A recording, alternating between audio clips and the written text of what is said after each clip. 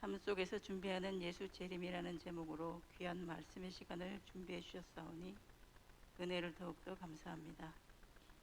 이 시간 준비하신 목사님 말씀을 저희들이 잘 경청하여 마음 깊이 새기고 우리 모두가 하나님과의 관계, 또 가족, 동료, 이웃과의 관계를 재정립하는 귀한 계기가 되게 하셔서 서로 사랑하고 이해하고 용서하며 참 그리스도인으로서 어떤 삶을 살아야 하는지 깨닫게 하시고 변화되는 시간이 되게 하여 주시옵소서. 아버지 우리 하나님, 우리 모두는 하나님의 뜻을 이루기 위해 선택을 받았사오니 언제나 하나님의 편을 택하는 옳은 믿음을 소유할 수 있도록 준비되는 귀한 말씀 주간이 되게 하여 주시옵소서. 이 모든 말씀 우리를 끝까지 사랑하시는 우리 주 예수 그리스도 이름 의지하여 간절히 기도합니다. 아멘.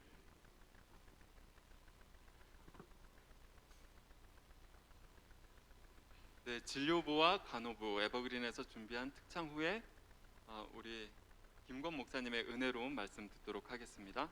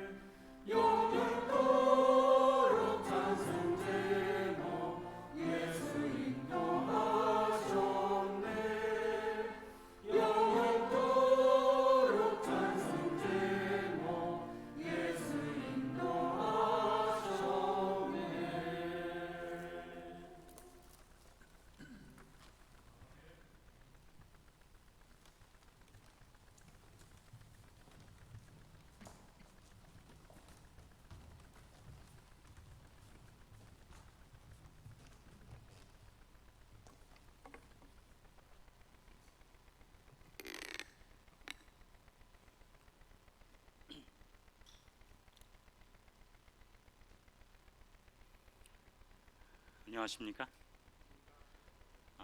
오늘도 우리에게 새로운 하루를 주신 하나님께 감사를 드립니다. 저는 예수님의 재림이 정말 분명할 것을 믿습니다.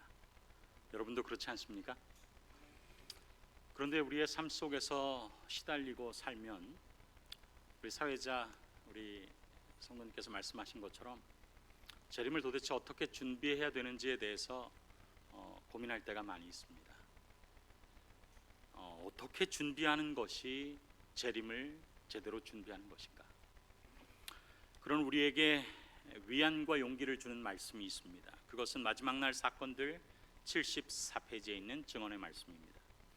만약 그대가 오늘 하나님과 바른 관계에 놓여 있다면 그리스도께서 오늘 오신다 할지라도 그대는 준비되어 있는 것이다.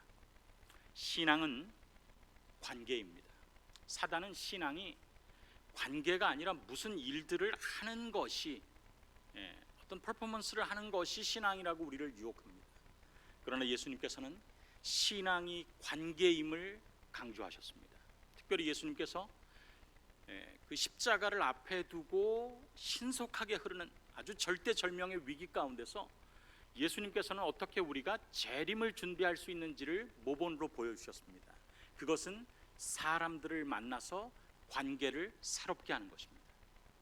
우리가 어제는 주는 그리스도시여라고 하는 제목으로 베드로가 어떻게 예수님과 새로운 관계를 맺도록 예수님께서 초청하셨는지에 대해서 우리가 살펴보았습니다. 베드로의 신앙 고백은 베드로뿐만 아니라 우리 모두의 신앙의 기초라라는 사실을 우리가 함께 공부하면서 주는 그리스도시여라고 하는 고백이 주님께서는 나의 삶의 제사장이요 선지자요 왕으로 새롭게 관계를 맺는 것을 의미한다라는 것을 배웠습니다.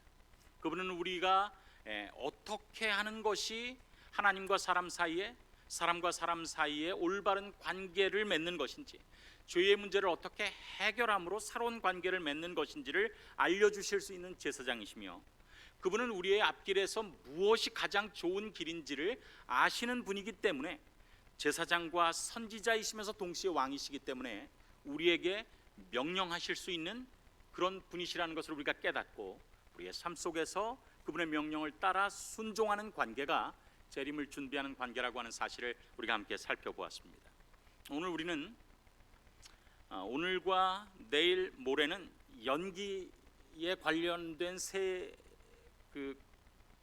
저희들이 설교를 듣겠습니다. 오늘은 연기하지 않는 믿음, 그리고 내일은 연기하지 않는 소망, 그리고 목요일은 연기 피지 않는 사랑에 대해서 저희들이 공부하겠습니다. 여기 한문으로 구별된 것처럼 첫 번째 연기는 연극하는 것이고요, 두 번째는 미루는 것이고, 세 번째는 문자 그대로 연기, 향기의 반대인 연기입니다.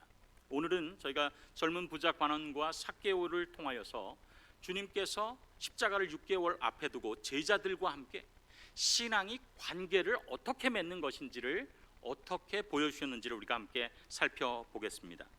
여기 마태복음 19장 16절로 22절 제가 말씀을 읽겠습니다. 어떤 사람이 주께 와서 가로되 선생님이여 내가 무슨 선한 일을 하여야 영생을 얻으리이까? 예수께서 가라사대 어찌하여 선한 일을 내게 묻느냐? 선한 이는 오직 한 분이시니라. 내가 생명에 들어가려면 계명들을 지키라. 그 청년이 가로되 이 모든 것을 지켜 싸우니 아직도 무엇이 부족하니이까?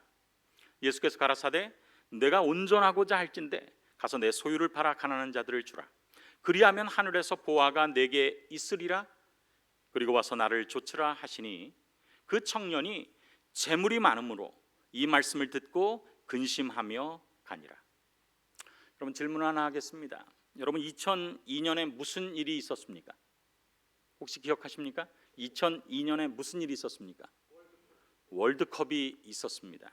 우리나라 사람들은 축구 팬은 아니지만 애국자들이기 때문에 뭐 축구 선수 이름은 몰라도 축구 시합이 있으면 아주 열심히 응원을 합니다. 특별히 2002년에는 우리나라에서 이 월드컵이 열렸고, 특별히 첫 번째 시합인 6월 4일 날 화요일에 한국이 정말 드라마틱하게도 폴란드를 2대0으로 이겼습니다. 유상철과 황선홍이 한 골씩을 넣었어요. 그래서 가뜩이나 애국자들이 많은 이 한국에서 벌어지는 이 월드컵에 첫 번째 시합에서 이렇게 시원하게 이긴 적이 없습니다. 두 번째 경기만 이기면 16강, 처음으로 16강에 올라가게 되는 것입니다. 그래서 모든 사람의 관심이 그 다음 경기인 6월 10일에 있을 월요일에 있을 미국과 한국의 경기로 주목이 쏠리게 되었어요. 이곳만 이기면, 적어도 비기면 16강에 올라갈 가능성이 굉장히 높아지는 것입니다. 그래서 온 이 대한민국이 들썩들썩 아주 떠들썩했습니다. 그런데 그 아주 이 올림픽의 열기는 어디까지 침투했냐면, 제가 그때 동중원합회의 어린이 부장으로 있었어요. 동중원합회 부장 중에서 제일 막내입니다. 그런데 저희 그 월요일 날은 무엇을 하느냐면, 부장들이 돌아가면서 설교를 함으로 이제 실제적인 일주일을 시작을 했어요. 그런데 하필이면 그날 6월 10일 한국과 미국의 예선전이 있는 그때에 제가 설교를 하게 되었습니다. 그런데 그 전에 우리 그 합회 임직원들이 모여서 뭘 했냐면, 그냥 보는 것 재미없다, 우리가 내기를 해서 몇 대 몇으로 이게 나오는지를 이렇게 써놓고 맞추는 사람에게 상당한 선물을 주자라고 이야기를 하고서 월요일을 맞게 되었습니다. 그런데 제가 그 아침에 설교를 하게 된 것입니다. 제가 여러분께 질문을 합니다. 제가 그 전날 설교를 앞에 두고 그 전날 일요일 날 성경 말씀을 펴서 말씀을 연구했을까요? 아니면 몇 대 몇을 맞추기 위해서 텔레비전을 시청했을까요? 여러분 마음으로 손 드시기 바랍니다. 마음으로 한쪽으로 든 분들은 강사를 굉장히 좋게 평가하시는 분들이고, 다른 한쪽은 강사에 대해서 뭐 저런 강사가 왔나라고 생각하시는 분들일 것입니다. 그런데 제가 그날 아침에 월요일 날 설교 준비를 해야 되는 사람으로, 목사로서 말씀을 준비해야 됨에도 불구하고 무엇을 했냐면, 몇 대 몇의 선물이 탐이 나서 TV를 시청했어요. 차범근 씨가 그 해설하는 거 다 봤습니다. 그리고 신문선 씨가 해설하는 것도 다 봤어요. 야, 이제 내일 내가 가면 제일 처음에 한국 대 미국 몇 대 몇으로 쓸 때 이렇게 써야 되겠다라고 생각을 하고 이제 TV를 끌려고 하는 그때였습니다.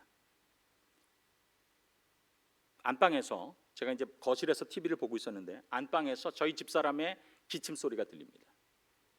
제가 결혼한 다음에 알았어요. 여자의 기침 소리는 굉장히 많은 내용을 함유한다는 걸 알게 되었습니다. 여보, 당신 목사야.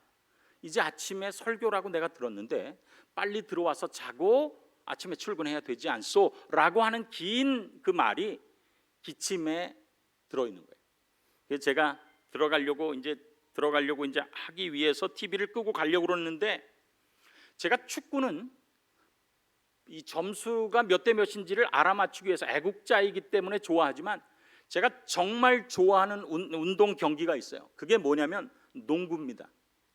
여러분, 제가 농구 잘하게 생겼습니까? 농구 공같이 생겼습니까? 여러분이 보시기에는 농구 공처럼 생겼죠. 근데 제가 대학교 때 농구를 굉장히 잘했어요. 영문과랑 결승할 때 42득점 했습니다. 농구 굉장히 잘했어요. 제가 고등학교 동창이 있으면 증언해 줄 수 있는데, 그래서 너무나 좋아했어요. 본질적으로 좋아하는데 그 리모컨을 돌리다 보니까 바로 이 컨퍼런스 파이널이 나온 것입니다. 제가 나중에 컨퍼런스로 들어갈 그 기미가 있어서 그런지 하여튼 컨퍼런스 파이널 열심히 봤어요. 필라델피아 76서스의 앨런 아이버슨하고 LA 레이커스의 커비 브라이언트, 정말 좋아하고 잘하는 선수들입니다. 너무나 재미있게 보는 거예요. 그런데 안방에서 둘째 천사의 기별이 들리는 것입니다. 저희 집사람이 2번 기침을 했어요. 여보, 이제 내가 나가서 만약에 텔레비 보고 있는 거 걸리면 당신 안 좋을 줄 알아. 이런 긴 의미가 포함되어 있는 것입니다. 그런데 여자가 기침 2번 했다고 쪼르륵 그 안방으로 들어가는 게 너무 남자답지 않아 보였어요. 그리고는 완전 알리바이를 만들기 위해서 나도 그래도 하나님, 내가 설교하기 전에 성경은 읽는 목사입니다라는 걸 하나님께 보여드리기 위해서 성경을 들고 화장실로 갔습니다. 그리고 거기서 본문은 그래도 한 번이라도 읽고 가야 되겠다라고 해서 본문을 읽었어요. 근데 그 본문이 어떤 본문이냐면, 오늘 아침에 제가 여러분들께 읽어드린 본문 마태복음 19장의 젊은 부자 관원에 대한 이야기입니다. 그런데 사람이 무엇에 대해서 생각하면 뭔만 보인다고? 점수가 몇 대 몇일지만 생각하고 성경 말씀을 보니까 이 성경 말씀 가운데서 다른 건 다 사라지고 이게 내일 아침에 몇 대 몇이 하나님께서 계시로 나에게 보여준다라는 착각을 갖게 된 것입니다. 여기 보면 어찌하여 선한 이를 내게 묻느냐? 선한 이는 오직 한 분이시니라. 이걸 보니까 1대 2예요. 이건 정말 신의 계시다라고 생각하고 들어가서 자고 아침에 설교했습니다. 여러분 아시는 것처럼 실제로 이게 틀렸어요. 근데 제가 그 경험을 하면서 굉장히 중요한 영적 교훈을 얻었습니다. 선한 일과 선한 이의 싸움은 비록 여기에서 나오는 것이 아니라 모든 신앙 생활을 하는 사람들의 특별히 재림을 앞에 두고 벌어지는 선악의 대쟁투의 핵심입니다. 사단은 선한 일이 구원을 받는 조건이라고 우리에게 요청하면서 유혹합니다. 그리고 그 일들을 그럭저럭 감당하면 나는 이 정도면 됐지라고 하는 생각 속에서 만족하게 합니다. 그러나 예수님께서는 선한 일이 중요한 것이 아니라 신앙에 있어서 정말 중요한 것, 우리의 삶 속에서 재림을 위해서 정말 준비해야 될 것은 선한 일들이 아니라 선한 이와의 올바른 관계라고 하는 사실을 말씀하고 싶으신 것입니다. 예수님께서 예루살렘으로 가는 마지막 여행이었어요. 예수님의 수제자라고도 할 수 있는 예수님의 12 제자들이 시대의 소망에 있는 말씀을 보면 그러나 하나같이 가장 높은 자리를 차지하기를 기대하고 있었습니다. 내가 너보다는 낫다는 것입니다. 내가 아무리 속물이지만 내가 너보다는 높은 자리를 차지할 것이라고 모든 제자들이 스스로 생각했습니다. 그런데 그런 마음으로 예루살렘을 향해서 가고 있는데 그들의 마음속에 기꺼이 자기가 차지하고 있는 자리를 양보할 만한, 그리고 그 양보함으로써 우리의 단체를 돋보이게 하는 어떤 사람을 만나게 된 것입니다. 그 사람이 마태복음 19장에 나오는 젊은 부자 관원입니다. 그 젊은 부자 관원이 얼마나 대단했는가. 베드로나 요한이나 유다라 할지라도 자기의 자리를 내놓을 만한 대단히 갖춘 사람이야. 모든 사람들이 부러워하는 모든 달란트라는 달란트는 다 가진 것 같은 대단한 사람입니다. 그래서 이 사건이 얼마나 충격적이었냐면 요한복음을 제외하고 세 복음서, 공관복음 기자들이 그 사건이 충격적이기 때문에 기록한 것입니다. 이 사람이 얼마나 대단한 사람이었는가. 첫 번째, 그 사람은 젊은 사람이었어요. 시간적으로도 갖춘 사람입니다. 그런데 젊으면 대부분 백수여야 되는데 우리나라 형편을 보면 이 사람은 젊은데 부자였습니다. 재정적으로도 굉장히 갖추어진 사람입니다. 그러면 젊은데 부자면 직업은 없는 한량이어야 될 것 같은데 이 사람은 젊은데 부자이면서 관원이었어요. 대단히 사회적으로도 갖춘 사람입니다. 그러면서 그는 예수님 앞에 와서 꿇어 앉습니다. 겸손한 사람이죠. 인간성으로도 된 사람입니다. 그리고 질문이 어떻게 하면 어느 코인에 투자해야 이 이득이 좋겠습니까? 라는 경제적인 문제가 아니라 내가 무엇을 하여야 영생을 얻으리까? 영적으로도 괜찮은 사람입니다. 그리고 나서 예수님께서 내가 이런 것들을 지키라라고 했을 때 예수님 앞에 불꽃 같은 눈으로 사람의 양심을 감찰하시는 예수님 앞에서 그런 모든 것들은 내가 어려서부터, 그러니까 어렸을 때부터 가정교육을 제대로 받은 사람입니다. 그리고 예수님 앞에 다 지켰다라고 이야기합니다. 도덕적으로도 가능성 있는 사람입니다. 대단한 사람 아닙니까? 여러분 보십시오. 무엇 하나 부족함 없는 사람입니다. 우리가 아들 낳으면 어떤 사람 낳기를 원합니까? 이런 아들 낳기를 원해요. 우리 집에 딸이 있다면 이런 어떤 사람 사위로 삼기 원합니까? 이런 사람 사위로 삼기를 원합니다. 우리 교회에, 우리 소그룹에 이런 분이 있으면 어떨까요? 정말 겸손하고 신앙적이며 그리고 사회적이고 아주 마음이 넉넉하여서 어디 우리 소그룹에서 놀러 갈 때 제가 오늘 이번에 가는 모든 경비는 제가 감당할 수 있는 이 은혜를 주시겠습니까? 이런 분이 있다면 우리 교회에, 우리 소그룹에, 우리 집에 이런 분이 있다면 정말 좋을, 그런 정말 신앙적으로 모든 면에 있어서 갖춰진 사람입니다. 얼마나 갖춰졌냐? 본인 스스로도 생각하기에 내가 이 정도 했는데 구원을 못 받는 것은 불가능한 것입니다. 그런데도 마음에 허전함과 갈등이 있기 때문에 예수님께 와서 내가 도대체 무엇을 하여야 영생을 얻을 수 있습니까? 라고 이야기한 사람입니다. 본인도 자신의 신앙 코스프레에 완전히 속은 사람이에요. 그런데 이 사람이 마태복음 19장에 등장하고 다시는 등장하지 않는 것입니다. 신앙을 떠난 것입니다. 그는 예수님께 와서 신앙의 본질이 이것이라고 생각했어요. What good thing must I do to get eternal life? 내가 영원한 생명을 위해서 내가 무엇을 더해야 합니까? 어떤 일을 더해야 합니까?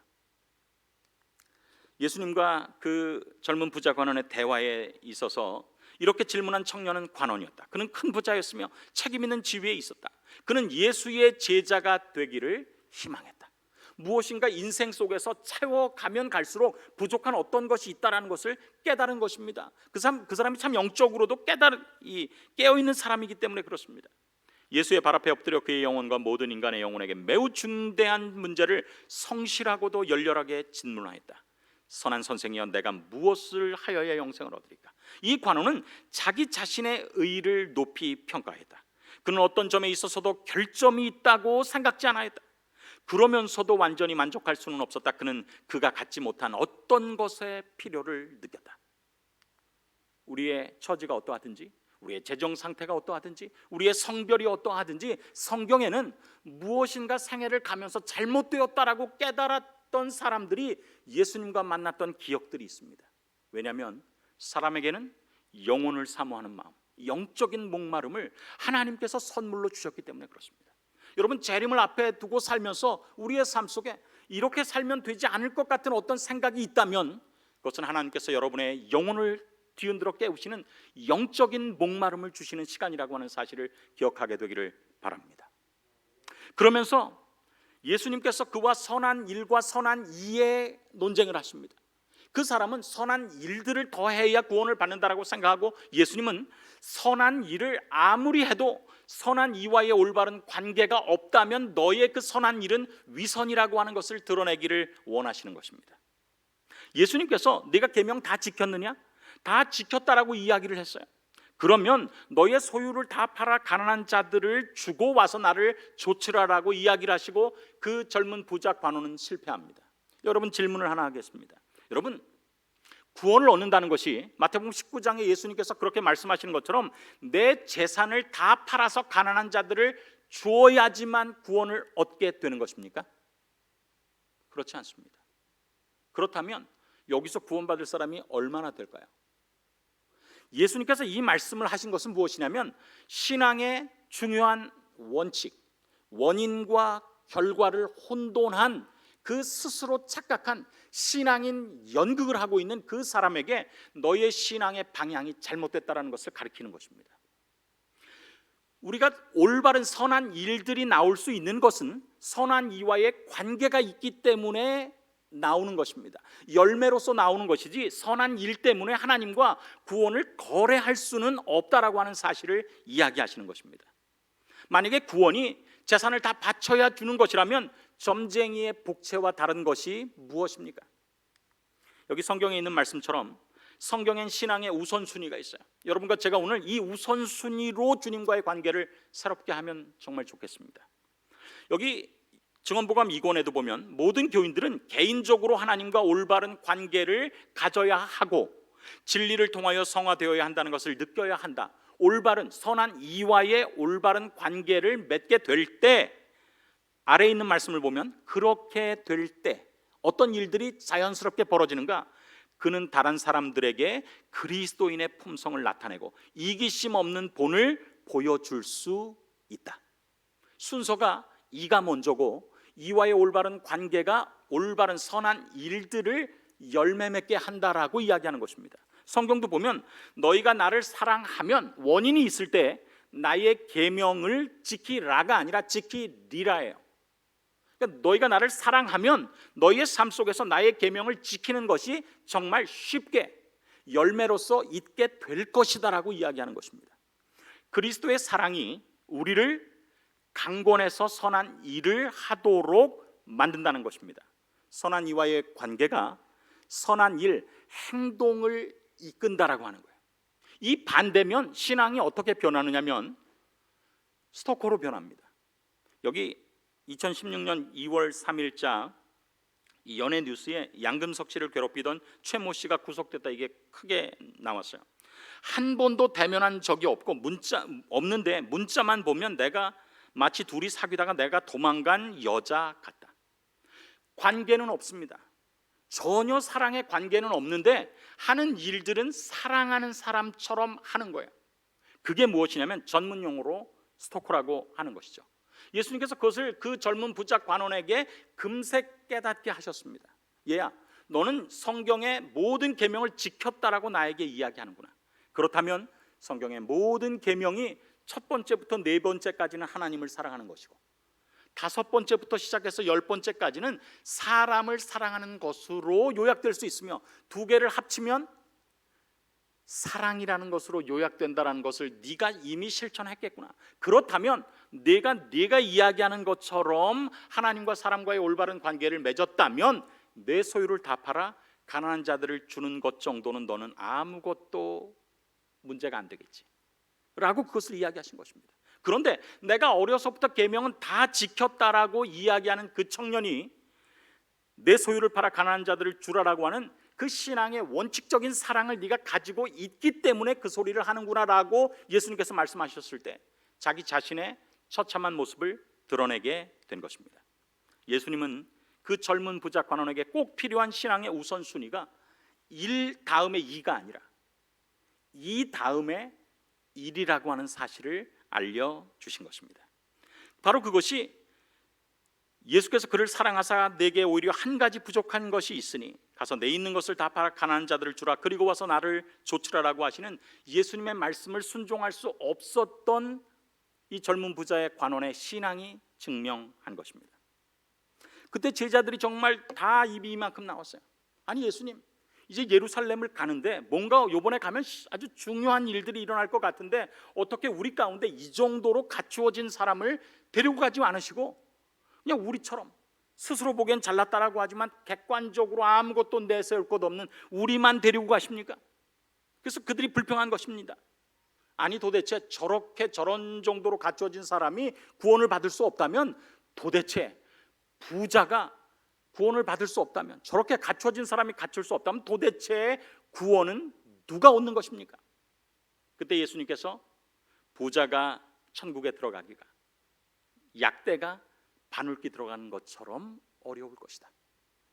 그럴 때 제자들이 퉁명스럽게 예수님께 이야기합니다. 그러면 누가 구원을 얻으리까?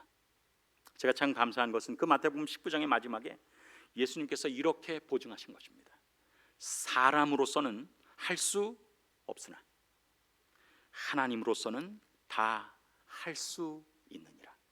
그리고 나서 예수님께서 정말 역전이 가능한지를 보여주셨어요. 그 역전, 1 다음에 2가 아니라 2와의 올바른 관계를 맺고 사랑하면 일들은 감당할 수 있다라고 하는 사실을 마태복음 19장의 그 의문을 누가복음 19장의 사건을 통해서 풀어주셨습니다. 누가복음 19장에서 예수님께서 또 한 사람을 만나셨어요. 그 사람의 이름은 삭개오입니다. 그런데 두 사람은 너무나 다른 것입니다. 한 사람은 모든 것을 갖추고 하나만 부족한 사람이라면, 삭개오는 모든 것을 갖추지 않고 그날 딱 한 개만 잘했습니다. 돈으로 채울 수 없는 그 간증을 삭개오는 채운 것입니다. 삭개오가 어떻게 예수님을 만났는가? 여기 누가복음 19장 1절로 6절에 보면 이런 말씀이 있어요. 예수께서 여리고로 들어 지나가시더라. 삭개오라 이름하는 자가 있으니 세리장이요 또한 부자라. 저가 예수께서 어떠한 사람인가 하여 보고자 하되. 여러분 보십시오. 젊은 부자 관원이 예수님을 찾은 이유는 관계를 새롭게 하기 위해서가 아닙니다. 어떤 일들을 더해야 하나님도 나를 구원해서 제외시키지 못할 것입니까? 라는 질문에 대한 대답을 받기 위해서 예수님을 찾았습니다. 그런데 여기 다른 사람이 있어요. 누가복음 19장의 삭개오입니다. 그 삭개오는 무엇 때문에 예수님을 찾았느냐면 3절에 저가 예수께서 어떠한 사람인가 하여 보고자 하되, 예수님과의 관계를 원한 것입니다. 그런데 그에게는 어려움이 있었어요. 키가 작고, 저처럼 키가 작았어요. 그리고 사람이 많아. 그러니까 선천적인 장벽에다가 후천적인 어려움이 있어서 예수님을 만나지 못합니다. 그러나 그 모든 것을 뚫고 그는 예수님을 만나기 위해서 뽕나무에 올라갑니다. 제가 예수님을 참 좋아하는 이유는 우리가 예수님과 관계를 새롭게 맺기 위해서 나의 최선을 다할 때 그분께서 여리고에 수많은 뽕나무가 있지만 삭개오가 올라간 그 뽕나무 밑으로 가시는 분이시라는 것을 인하여 예수님께 감사합니다. 여러분, 오늘 여러분의 마음속에도 똑같은 어쩌면 매일의 반복되는 생활 속에서 영적인 갈급함이 있을 것입니다. 그게 삭개오처럼이든지 그게 젊은 부자 관원처럼이든지 우리의 마음속에 어려움이 있고 우리의 마음속에 갈증이 있을 때 여러분이 예수님을 향해서 그분을 만나기를 원한다면 그분이 여러분이 있는 뽕나무 밑으로 찾아가는 분임을 인하여 감사하게 되기를 간절히 바랍니다. 그리고 예수님께서 가셨어요. 그리고 뽕나무 위에 있는 삭개오를 보셨습니다. 그리고 우러러 보시면서 말씀하시는 것입니다. 삭개오야, 속히 내려오라. 내가 오늘 내 집에 유하여야 하겠다 하시니, 유하여야 하겠다 하신 이는 너와 새로운 관계, 그저 스쳐 지나가는 관계가 아니라 내 집으로 들어가서 너와 함께 만나고 새로운 관계를 트기를 원한다는 것을 의미하는 것입니다.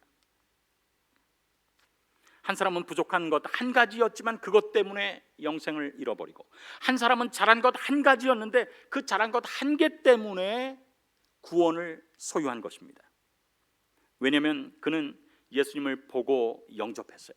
그가 예수님을 바라보고 영접했을 때 그 영접은 예수님의 귀하신 구원의 약속으로 주어졌습니다. 여기 보면 9절, 오늘 구원이, 마태복음 19장에 나오는 젊은 부자 관원이 그토록 얻기 원했던 그 단어가 사용됩니다. 오늘 구원이 이 집에 이르렀으니, 삭개오의 집에 대해서 말씀하시는 것입니다. 이 사람도 아브라함의 자손임이로다. 놀라운 일이 발생한 것입니다. 그런즉 부자가 어떻게 구원을 얻을 수 있습니까? 사람으로서는 할 수 없으되 하나님으로서는 할 수 있느니라. 여기 삭개오는 내가 네 것을 토색한 일이 있으면 4배나 갚겠나이다, 내 재산의 절반을 가난한 자들에게 주겠나이다 라고 이야기하는 것입니다. 여러분 생각해 보십시오. 삭개오가 토색한 일이 한두 건이겠습니까? 악랄하게 돈 벌어서 돈만이 나를 가치 있게 만들어준다라고 결심한 삭개오가 체면과 평판 다 무시하면서 돈을 모았기 때문에 악착같이 모았습니다. 네 것을, 재산을 전반을 잘라서 나눠주고 토색한 것마다 4배씩 갚는다면 삭개오는 자기의 재산을 다 잃어버리는 일을 지금 하고 있는 것입니다. 여기 본교의 성경 주석에 보면 이렇게 기록하고 있어요.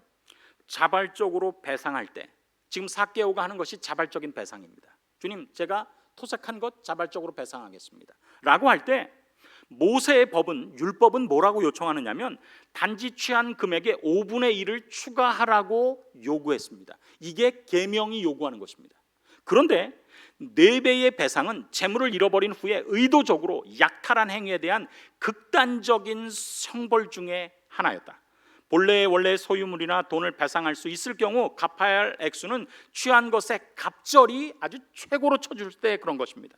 그러므로 삭개오가 배상하기로 약속한 금액은 그가 마음의 변화를 경험했다는 최선의 증거였다. 여러분 생각해 보십시다. 한 사람은 내가 그 정도로 율법을 지켰다면 내 재산을 다 팔아 가난한 자를 주는 것은 문제도 아니었겠지 라고 했지만 그것 하지 못했습니다. 그리고는 어둠 속에 사라진 것입니다. 그런데 여기 새로운 사람이 있습니다.